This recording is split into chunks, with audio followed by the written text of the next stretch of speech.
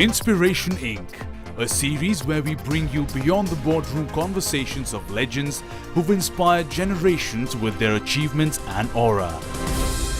Welcome to Inspiration Inc., a brand new series on Times Network. In this series, we are going to speak to some of the inspirational speakers of India Inc. and obviously government officials. We have a very special guest with us, and I call him special because he is shouldering the responsibility of transforming India. We have with us Mr. Amitabh Kant, CEO, Niti Ayog. Sir, thank you so much for joining us on Inspiration Inc. And as the name suggests, I'm going to do an inspirational talk. So I will not get into the usual numbers that you end up discussing. But tell me one thing, being CEO of a company or a corporate is one thing. Technically, if we see, you are CEO of a department which is transforming India, and whatever you do now is going to impact not only the current generation, even the future generations. How does it feel? If you're in a private sector, you are in charge of the performance of that particular company. You control all the forces, production, balance sheet, everything is controlled. Here, the chairman of Niti Ayog is the Prime Minister of India. He drives the country. I happen to be the CEO of Niti Ayog.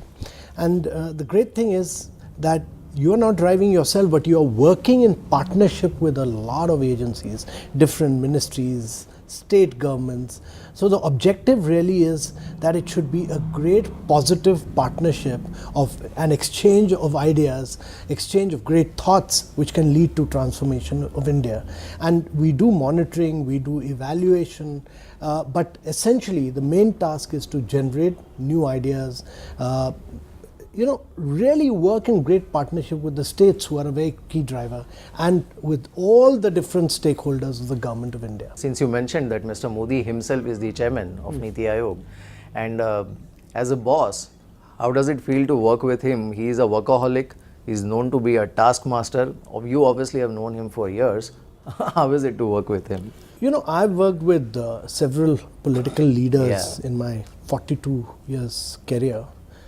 But Mr. Modi is an immense visionary.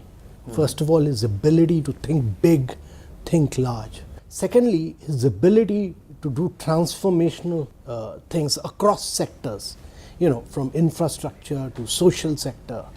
And thirdly, I think his great ability to be a great agent of change, great agent of change across sectors. And fourthly, his immense ability to be a great motivator. As a leader, you must be able to take bold, gutsy, courageous decisions, which he has done. His ability to motivate his team and to inspire officers is an immense ability. So tell me one thing, usually we see that even transforming a company, a small or medium-sized company, is a huge task. Now here you are actually day in, day out working on transforming India. It's 130 crore plus people transforming their lives and transforming a country like India. Typically, what do you think when you go to bed after finishing your day? Well, the first thing I do in the night is I have a small diary in which I try and note down what needs to be done for the next day. It's very important that you should have a clear strategy for the next day or have a long-term perspective, but beyond that is a lot of action points. So I think through what are the key issues that I need to push for the next day. So I jot down about every day, I jot down about 20 odd things which needs to be done for the next day. But important thing is beyond just the next day, we must have a perspective of what are the areas we want to drive. It's not possible to do everything, but we must know what are the big pictures. But under Mr. Modi and in his obviously first term as the Prime Minister of India, if you were to shortlist two biggest ambitious schemes which are your passion, one is obviously Make in India, and that's a huge success story. But which are those two schemes which are your driving force or which are your personal ambition? Well, let me give you three. I think the first and foremost is definitely Swachh Bharat. Because it is transformational in many ways. He's brought toilets, he's brought excreta center stage, which nobody used to talk about, and he's brought cleanliness. And this will have a huge impact on health, on quality of life, on nutrition. All this will have a huge impact on Indians in the long run. Secondly, I personally feel that startup, his vision for driving startup, his vision for innovation, the vision for driving Atal Innovation Mission, where we are creating tinkering labs across 3,500 odd schools, which we have done, will really is one of the biggest disruptionist schemes across the government, anywhere in the world. I mean, it's not much talked about, but when you put robots, 3D printers, Internet of Things for students from class 6 onwards, this will truly transform India in the years to come. And thirdly, of course, I think it's very important that India becomes a great manufacturing nation and therefore make in India. So these are three critical schemes which will transform India in the years to come. Do you ever feel weighed down? Because these are all mammoth tasks. And I mean, generally, the history of India, if you look at independent India's history, even one scheme of this scale, if it becomes successful in one tenure of government, even that is considered a huge achievement. Here you are working on multiple such schemes, and day in, day night you are investing your time and energy. Do you ever feel weighed down? No, never. I feel very inspirational. Actually, I feel very motivated, and I feel very blessed that I'm working at this particular point of time in India's history, and under a leadership which is trying to transform India. At ET now, our motto is Rise with India, because even we truly believe, as the largest media house in the country, that India's time has arrived and India will rise. But when we speak to Indians about their own ambition or about their own future, there is that hint of uncertainty. They do feel uncertain. They are very certain that India will be a superpower in next 10-20 years. When it comes to their own life, sometimes there is that hint of insecurity or uncertainty. From this platform, what would you like to convey to them? Because they are part of India's story. It's the citizens who make India. Well, India is going through one of the biggest transformations any country could have ever seen. And this is largely happening because of technology.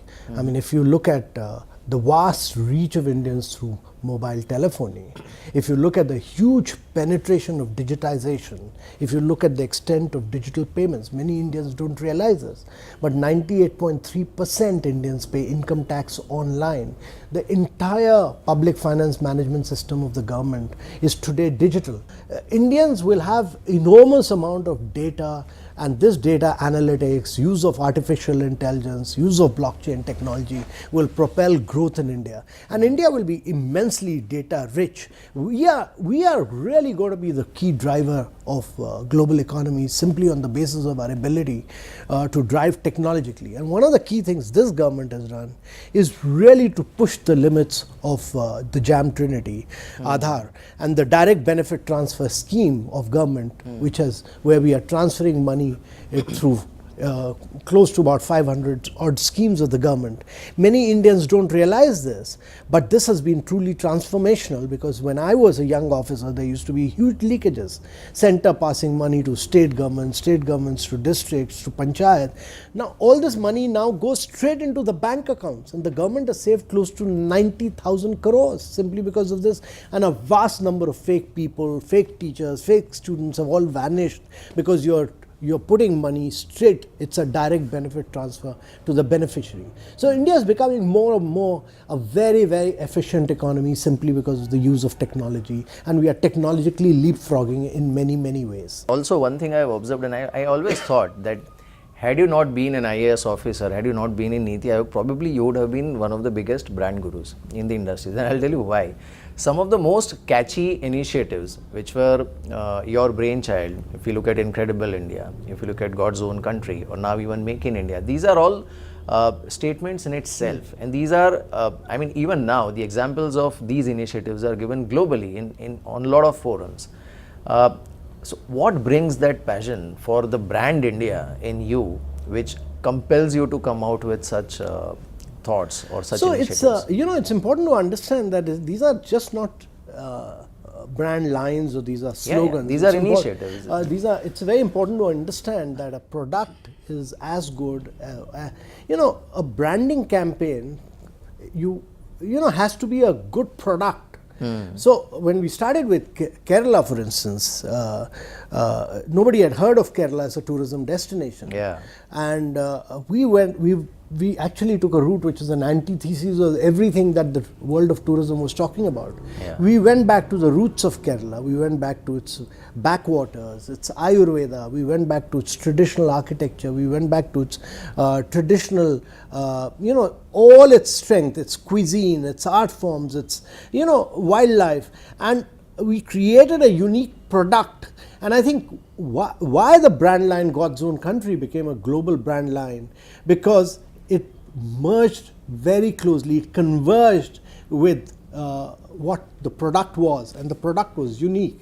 The uniqueness of Ayurveda, backwaters, houseboat, enabled it to be God's Own Country. You can't have a great successful campaign if the product is lousy. I mean, we must understand that. And therefore, you have to create a great experience around it. And I think the same thing was done with Incredible India. It was not just the branding of India as Incredible India, but creating great products.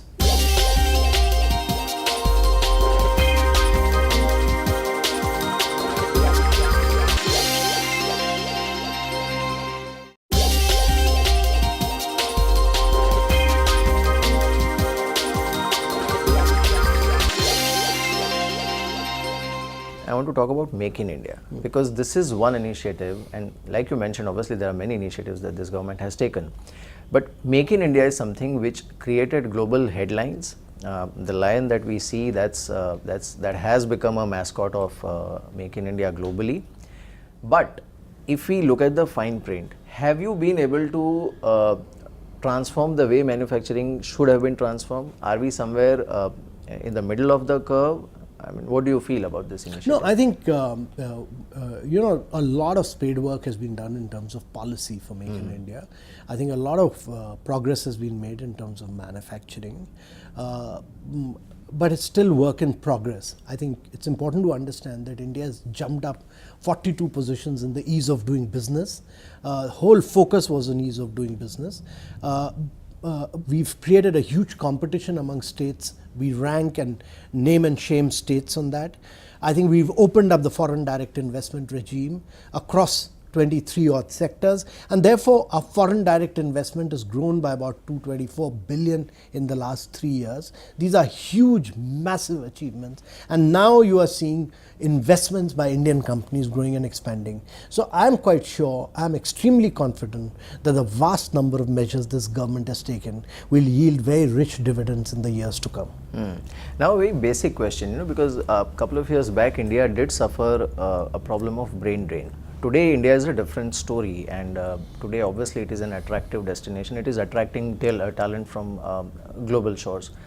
But you had that opportunity after, clearing your IAS and all. You did go abroad to study and all. You had that opportunity to maybe settle down abroad or something like that. So, what made you come back? I come from a very middle class background actually. My mother was an academician, my father was in government service, so the ambition was always to work in India for the government, and therefore I sat for the civil services and I got in, and I was delighted. When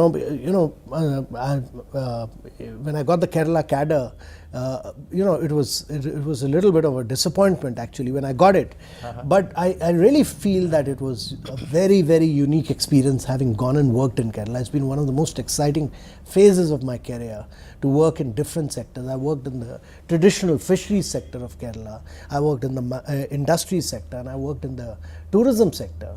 And all these sectors have given me a unique experience. And I also worked in the rural development sector of Kerala. I think more than anything else, it has helped me evolve as a person. And when I was in Kerala tourism, I got this opportunity to build Kerala's brand entity, and then coming to India, Government of India, I got this opportunity to do the Incredible India campaign, and much later do a lot of infrastructure work in the Delhi-Mumbai industrial corridor, and then with Make in India, Startup India. So it's been a great, I really feel greatly blessed and honored to have worked with the government. And I think the opportunity you get in the government the scale and size of what you do, your ability to transform things and make an impact on the lives of citizens, you will never get in the private sector. As an individual, I've evolved greatly in the government. I'm sure.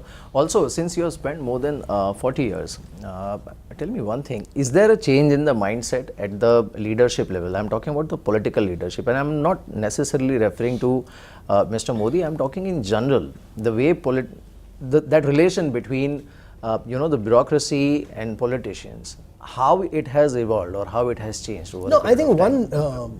one major transformation that is taking place is that good governance has become good politics.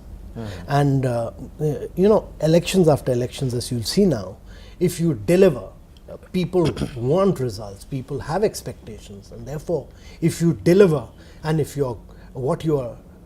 the schemes that you're implementing, if they reach the doorsteps of the beneficiary and he benefits from it, and you see growth and prosperity, then the people are bound to vote for you. And therefore, good governance has become good politics. When you compare to China, obviously they are at a different scale. They have the lead because they started early. But some of the areas like let's say artificial intelligence or the analytics, the way they are investing in these verticals, and obviously India will also have to transform.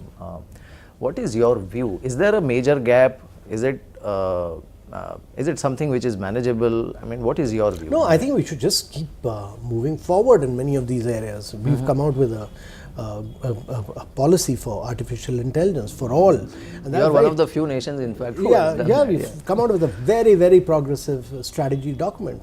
And this actually defines a strategy which will have a huge impact across agriculture, across health, across many areas. So I don't think we need to worry about any other nation. We work in a different political system. We should just be steadfast in our determination to make India grow and prosper and ensure that the benefits of growth and prosperity reach the people of India. Which is the next book that you are planning to write? Are you working on one after branding India? No, so I've just finished a book which I've edited. It's called The Path Ahead. Transformative Ideas for India, and the book is just coming out into the market. It's about it's about taking India forward, many of the things that have been implemented and what are the transformative ideas of the future. Many outstanding, brilliant people have written for this. Which is the most inspirational book, if you were to name a few, that you have read, or which changed your life or the way you think? Is there anyone? When I was in school, I read E.M. Foster's Passage to India. Okay. And I found that very inspirational. It was about, during the British rule, a Muslim gentleman making friends with a Britisher, and it gave a broad overview of Indian society, and that despite the British colonialism, despite a Muslim doctor, you could be friends, an Indian could be friend with a Britisher, and it captured the feel and the flavor of India very beautifully. It was a very fascinating book to read, and I keep reading C. Rajgopalachari's Ramayana and Mahabharata, which are very brilliantly written and very succinctly written. So, I've read them again and again. I find them very motivating. Who's the most motivational or inspirational person that you have ever met? Who inspired you? Well, I think it's definitely the present Prime Minister, Mr. Modi, because it's been a delight working in the government to see a vision of transforming India and ability to move at fast speed and to transform India across sectors. So I've worked with a vast number of chief ministers. I've worked with several prime ministers. But right now there's a vision that which is very determined, which is very motivating, which is very inspirational. How have you managed time for yourself? Because you are managing time for 130 crore plus Indians as well. One thing I do is that I try and get up early in the morning, and I try and keep at least 2 hours for myself, which is you get that much time in the morning? From 6 to 8:15 I try and do whatever, either good exercise or whatever, or walk, or that physical exertion I think is very critical, and it's very important to sweat it out, and that I do in the morning, early morning, and that's very important. India is a young country, in fact we are the youngest country, and this whole demographic dividend that we always talk about. If you have to give one message to to somebody young who's watching this show right now, what would be your message to the youth of India? I would only say that they're very, very fortunate to have been born in India and to be at this point of India's history here. And all of them can be great change agents in many, many ways. All these sectors are getting transformed. A huge amount of innovation is taking place. Startups are coming up. Incubation is taking place. India is doing extremely well in research, and we are doing transformative things across sector.